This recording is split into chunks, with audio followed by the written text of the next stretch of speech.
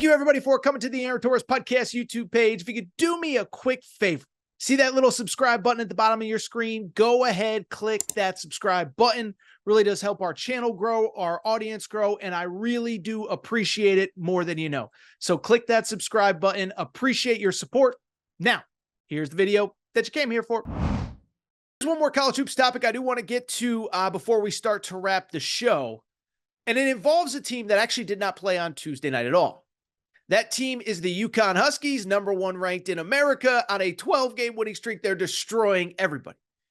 They, along with Purdue, are like very clearly the two best teams in college basketball. You know I've been critical of Purdue, but I have to acknowledge they have been awesome all year. UConn has been awesome all year. They're 1-1A. And I think an interesting conversation is I think both teams at this point, it feels like sort of a Final Four or bust type season. Maybe that's another conversation for another day. But I bring it up because on Tuesday, The Athletic put out an article that caught my attention and certainly frustrated the UConn fan base. The article basically was centered on parity in college basketball, but the way it was framed on social media really frustrated UConn fans, okay? And so the article was about, again, parity in college hoops. It was written by a writer named Brendan Marks. Don't know him, but he's done good work. I enjoy reading his stuff. And he tweeted, "New at The Athletic CBB. Is this college basketball season actually wide open, or does it just feel that way?" Well, I went ahead and read the article, and bluntly, it's hard for me to be critical because it basically centers on a lot of the stuff that we've talked about on this show that I was telling you 4 or 5 weeks ago. That with NIL, with the COVID senior year, so 5th, 6th year guys in college basketball, and the transfer portal, basically the college basketball is completely flatlined. Like the talent, I believe, the baseline talent in most of these power conferences is better than it's ever been. And I think the gap between 1 and, say, 7, 8, 9 in most leagues is as small as it's ever been. Of course, when you frame the article, of course, the article was not framed that way, I should say. And because of it, with the way it was framed, it pissed off a lot of people, especially UConn fans. Because UConn fans are like, wait a second, you're talking about parity in college basketball when we are in the midst of a season in which UConn has been number one in the country for 5 straight weeks. They are on a 12-game winning streak. They are sitting at 22-2 overall as the defending national champions. And so UConn fans were frustrated. UConn fans got mad amongst the tweets here. Let me read some of the tweets that are attached to this article. Jersey Boy in CT says, "I am normally a fan of The Athletic, but this is a garbage take. How can you feel it's wide open when you have the defending champs at 22-2 and looking like a favorite to repeat, and Purdue with the National Player of the Year at 21-2 and clearly being levels above everybody else?" Honest, respected CEO said, "Good bulletin board material for UConn." Let me see what else it says. One guy, remember how good Jerome Dyson was. Jerome Dyson was a UConn fan, tweeted, "Did you just start watching college basketball after the Super Bowl?" Greg Ellis says, "You are not a serious journalist." Sean McMillan says, "How to say you don't watch college basketball with one article." Now, listen, I don't blame Brendan Marks because I have been in a lot of those tweet storms where you tweet something, you think it's going to mean one thing and people take it another. But what I will say, there is a real frustration with UConn fans right now with a simple question. UConn is 22-2, reigning national champs, 5 straight weeks at number one. And the question UConn fans are asking, and I believe it to be accurate, is UConn's success this season actually being undervalued? In other words, if Duke was 22-2, if Carolina was 22-2, and they were the defending national champions on 12-game win streaks and 5 straight weeks at number one, would we be talking about them more on the national scale? And I think we know the answer is yes. And so to answer the question that UConn fans have, yes, I believe this season is being completely undervalued on the national scale. So the question becomes now, why is that? And I believe, in my opinion, UConn's season is being completely undervalued for 2 reasons. And by the way, what they are doing is incredible. Okay. Let's just baseline, bottom line this. Yes, 22-2. Yes, 12 straight wins. Yes, 1 loss in league play. Yes, 5 straight weeks at number one. But what's so impressive to me is this. They're the defending national champion. We know that only twice since 1990, twice in the last 35 years have we had a defending national champion. And what's crazy to me is that in both of those instances, both of those teams returned the vast majority of their production the year before. The last time we went back to back, it was Florida in 07 and 08. And that was obviously 2 seasons in which, 07 and 08. No, 06 and 07, excuse me. But the bottom line is it was 2 seasons in which Florida returned their entire starting 5. Joakim Noah, Al Horford, Lee Humphreys, Corey Brewer, and Torian Green. They won a natty. They all came back. When Duke did it in the early 90s, Christian Laettner, Grant Hill, Bobby Hurley all came back. And so I just bring it up because UConn's doing this when they have 3 players from last year's team currently in the NBA. Their 3 best players from a year ago, Adama Sanogo, Jordan Hawkins, Andre Jackson, all in the NBA. So there's no question it's being undervalued. And again, if Duke was 22-2, reigning national champion, top 3 players in the NBA, it would be the biggest story maybe in sports coming out of a Super Bowl. So the question becomes why. I'm rambling, I'm going long. Let's get into it. I think there's 2 simple reasons why this is not being talked about more. The first one, dominance can be boring at times, right? Like I think about with UConn basketball. I almost think it's like the Alabama football. Remember, the Alabama dynasty is bad for college football. UConn women's basketball. Remember that conversation? Are they bad for college basketball? And oh, by the way, you know what the most recent example is?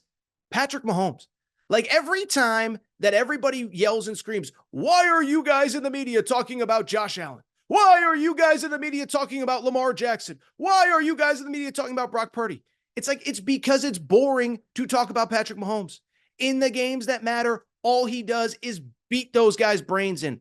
How many times we don't have to watch Josh Allen versus Patrick Mahomes in a playoff game to know who's better, but we keep trying to talk about it to create interest in games because it's boring to say, listen, Mahomes is awesome, and until somebody beats him, we're picking him.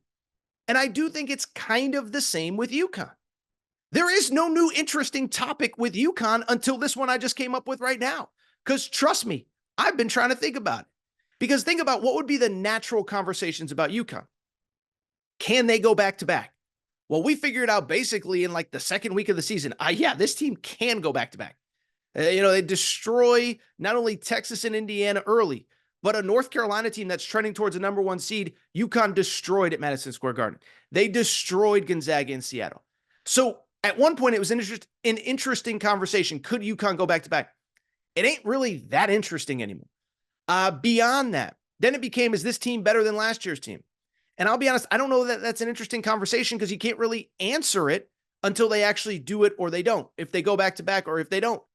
Same with where do they rank all time? I do think if UConn does go back to back, and I'm not saying that they will, then I think that the couple days after the season, there's an interesting conversation. Where does this run rank among the greatest things we've ever seen in college basketball? I would argue among the greatest things we've seen in sports, because I can't imagine there's too many teams in the history of sports that have lost their 3 best players one year after winning a championship and still won the following year. Maybe some of those like Alabama football teams or something, but there's not many, okay?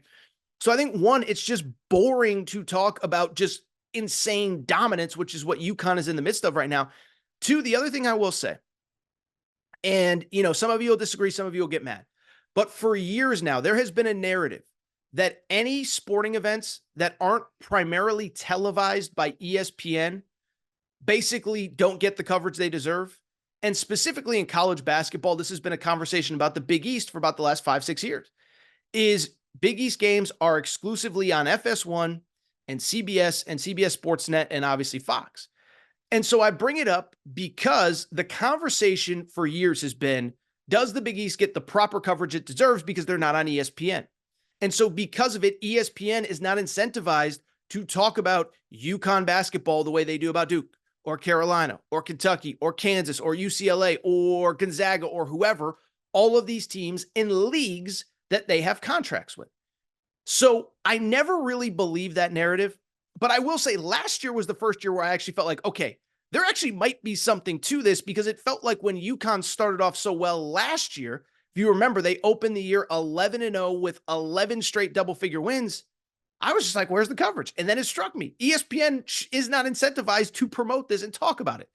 And so we could sit here and argue about ESPN, and I know a lot of you are going to say, oh, Torres, I don't even watch ESPN. Nobody cares. I hate everything ESPN stands for.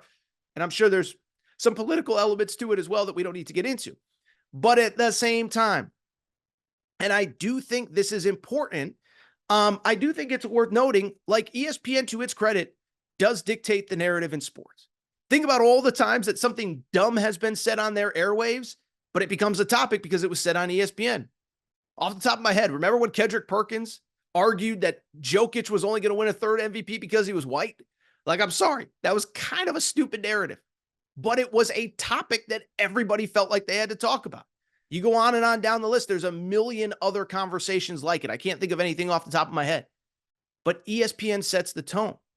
And so ESPN is not incentivized to talk about UConn. And because of it, I think it's hurting the coverage of UConn.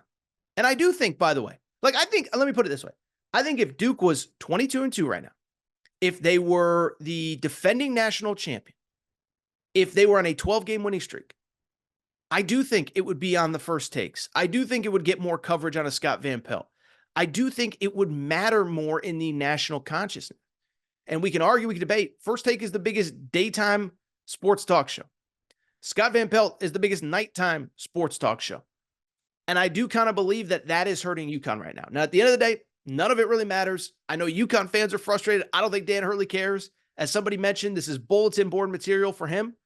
But if you ask me point blank, do I believe that UConn is being hurt by, do I think UConn is being properly covered and we're properly contextualizing what they are doing right now? I absolutely do not. And I absolutely think they deserve more credit that they're not getting.